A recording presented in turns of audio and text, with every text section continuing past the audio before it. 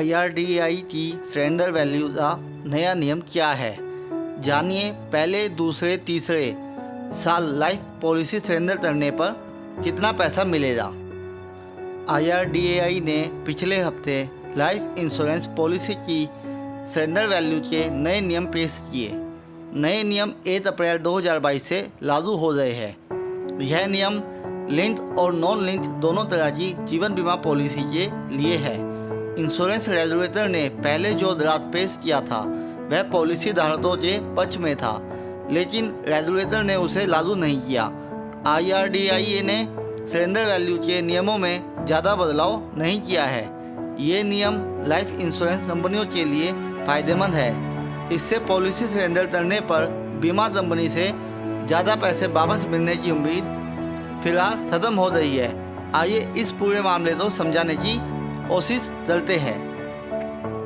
Surrender value के लिए IRDAI की नई गाइडलाइंस में पॉलिसी 3 साल के अंदर सरेंडर करने पर सरेंडर वैल्यू घट जाएगी। इसका मतलब है कि पॉलिसी होल्डर को कम पैसे मिलेंगे।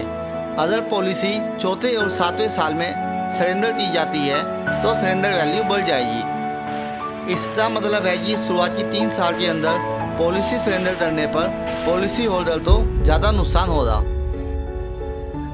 IRDAI के नए नियम निम्नलिखित है।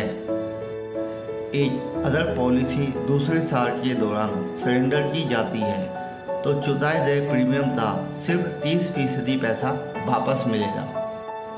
अगर पॉलिसी तीसरे साल के दौरान सरेंडर की जाती है तो चुकाए गए प्रीमियम का 35% पैसा वापस मिलेगा।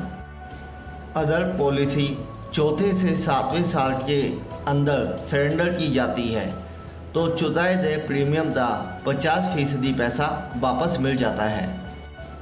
अगर पॉलिसी आखिरी 2 साल के अंदर सरेंडर की जाती है तो चुकाए गए प्रीमियम का 90% पैसा वापस मिल जाएगा। उपयुक्त नियमों को हम उदाहरण की मदद से समझ सकते हैं।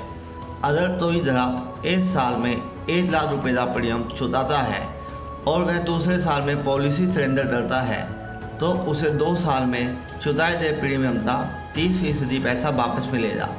इस तरह उसे 60,000 रुपये वापस मिलेंगे।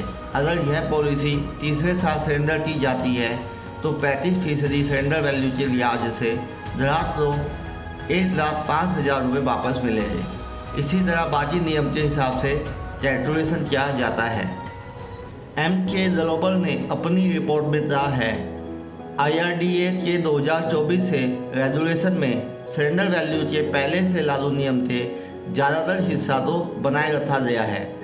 एक्सपर्ट का कहना है कि रेगुलेटर के नए नियम लाइफ इंश्योरेंस कंपनियों के लिए फ़ायदेमंद है।